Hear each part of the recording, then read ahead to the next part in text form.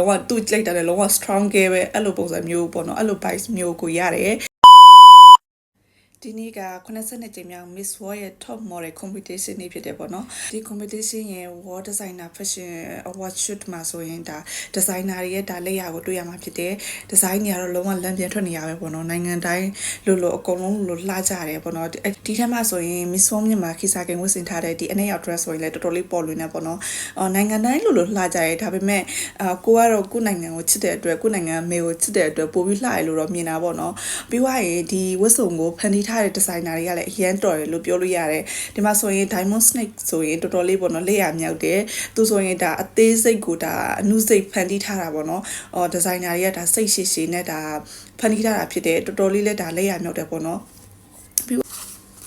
ဒီ competition မှာမူရာသဘောကျဆုံးဝတ်စုံဆိုပြောရမယ်ဆိုရင်မြန်မာပြီးသွားရင်မူရာကတ်ဒီအိန္ဒိယကိုသဘောကျတယ်ဘာလို့ဆိုမူရာကတ်ဒီရိုးရိုးချင်းချင်းလေးနဲ့လှနေတာကိုသဘောကျတာပေါ့နော်နောက်တစ်စုံကဒီကမ္ဘောဒီးယားတော်တော်လေးလှတယ်ပေါ့နော်ကမ္ဘောဒီးယားလည်းလှတယ်နိုင်ငံတိုင်းလို့လှကြပါတယ်ဒီထိုင်းမယ်ဆိုရင်လည်းဒါရိုးရိုးရှင်းရှင်းလေးနဲ့သူလှနေတာဖြစ်တယ်အဲ့ဆိုသူတို့မှာကပင်ကိုအလှကိုစီကြည့်ပြီးသားဖြစ်တဲ့အတွက်ဒီဒီဇိုင်နာတွေရဲ့လက်ရည်နဲ့ဖက်ပေါ့နော်ပူပေါင်းလိုက်တဲ့အချိန်မှာဆိုရင်ဒါလုံးဝ top model ကတော့လုံးဝ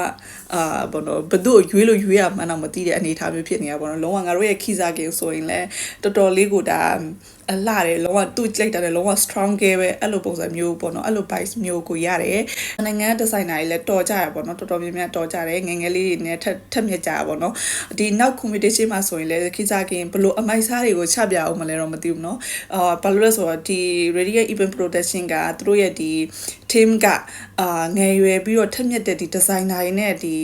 ပေါ့နော်ပေါင်းစည်းထားတဲ့အတွက်ပူပေါင်းဆောင်ရွက်ထားတဲ့အတွက်သူတို့ကဒါအမိုက်စားတွေလာမှတေးကြတယ်ပေါ့နော်အဲ့လိုဆိုတော့